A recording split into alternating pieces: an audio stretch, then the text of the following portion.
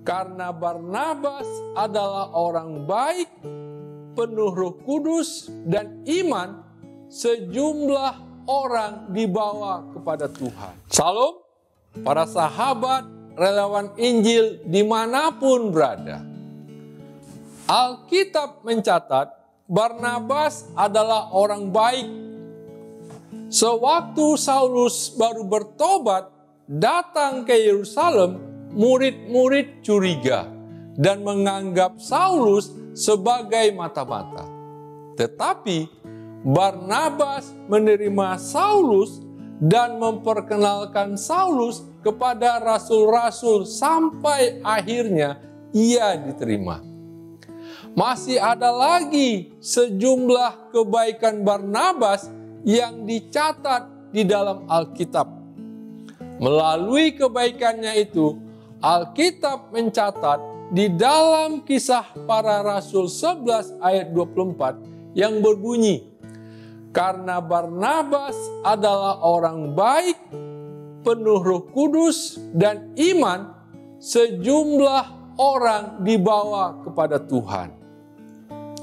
Perbuatan baik dapat menjadi pintu bagi masuknya pemberitaan Injil, membuka mata orang terhadap kebaikan dan kemuliaan Tuhan. Sebagai orang Kristen, kita dipanggil untuk berbuat baik dan tetaplah menjadi orang baik. Tidak satu pun manusia yang lahir sebagai orang yang cuek dan jahat. Tapi kadang tanpa kita sadari, lingkunganlah yang membuat kita berubah. Kesibukan kita yang membuat kita menjadi orang yang kurang peka. Karena terlalu sibuk dan banyak tugas yang menumpuk-numpuk, kita menjadi tidak sabaran, mudah marah, emosian. Karena ambisi, kita menjadi orang yang egois, mau menang sendiri dan kurang berempati. Harusnya sebagai umat Tuhan, kita tidak boleh mengisi ego kita dengan pencapaian dan kesuksesan, tapi harus mengisi hati dengan kebaikan. Untuk menjadi baik, tidak harus selalu memberikan sumbangan berupa uang atau donasi atau berupa benda yang kita berikan kepada seseorang. Tidak perlu sesuatu yang besar. Tapi kita bisa mulai dari hal-hal yang sederhana saja.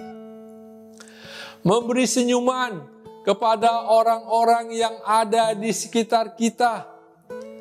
Tidak mengeluarkan kata-kata yang menyinggung, terlebih lagi yang menyakitkan hati orang-orang yang ada di sekitar kita.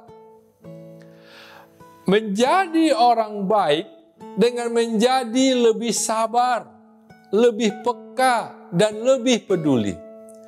Jadi orang baik dengan bersikap ramah, dengan memberikan perhatian, menjadi pendengar yang baik bagi sahabat yang sedang dalam masalah. Membawa minuman untuk teman kerja yang kehausan. Mendahulukan seseorang yang mungkin dalam keadaan terburu-buru yang sedang mengantri di belakang kita. Atau memberi jalan kepada kendaraan yang mungkin sedang terburu-buru untuk mendahului kita. Dan banyak lagi contoh-contoh sederhana lainnya. Memang semua itu bukan sesuatu yang harus kita lakukan. Itu bukan kewajiban, tapi itu adalah kesempatan untuk kita melakukan kebaikan.